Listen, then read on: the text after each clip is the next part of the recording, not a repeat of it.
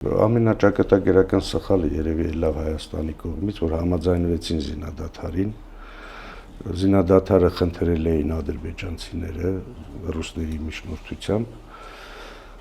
Ցավոք սրտի չպահանջվեց Հայաստանի իշխանությունների կողմից, որպեսզի Ադրբեջանը զինադադարի հաստատման արդյունքում պահանջվեր, որ Ադրբեջանը ճանաչեր Արցախի անկախությունը։ Այս բոլոր հնարավորությունները կար։ Հակառակ դեպքում կարելի էր մինչև Քորգետը գնալ, բանակի վիճակի էր, ոգևորությունը կար, զենքի պակաս չունեինք, որովհետև բարեբախտաբար Վազգեն Սարգսյանը Գրաչովի հետ կարում էր համագործակցել, աշխատել, ու մենք զենք էինք ստանում Ռուսաստանից։ Ցավոք սրտի այդ շանսերը բաց է թողնվել, ու որից հետո շարունակվել է, բոլոր ժամանակներում գնացել են ինչ-որ բանակցությունների։ Տեսեք, այսօր Ադրբեջանը արցախցիների բոլոր իրավունքները ոտնահարելով,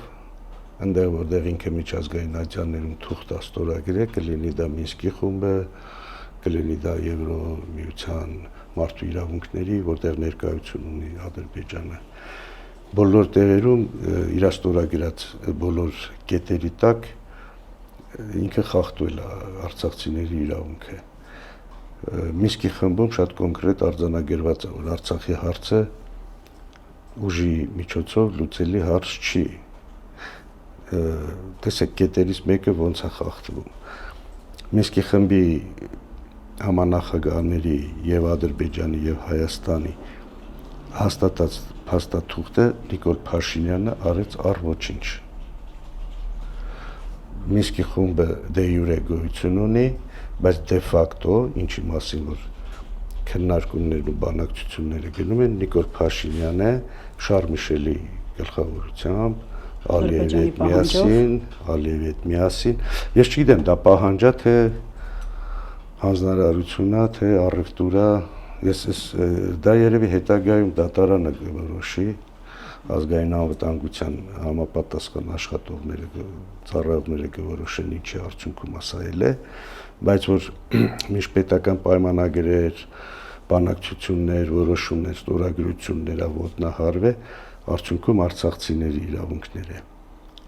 Պատկերացնում եք, չէ՞, պատերազմի միջոցով Արցախի հարցը ոչ մի դեպքում չպետք է լուծվեր։ Իսկ եթե լուծվում է ուժային միջոցով, դա օրենքին դեմ է, դա լեգիտիմ չի, իսկ այս ստորագրությունը, որը Պրագայում Նիկոլ Փաշինյանը արեց, ամբողջությամբ լեգիտիմացրեց պատերազմը 20 թվականի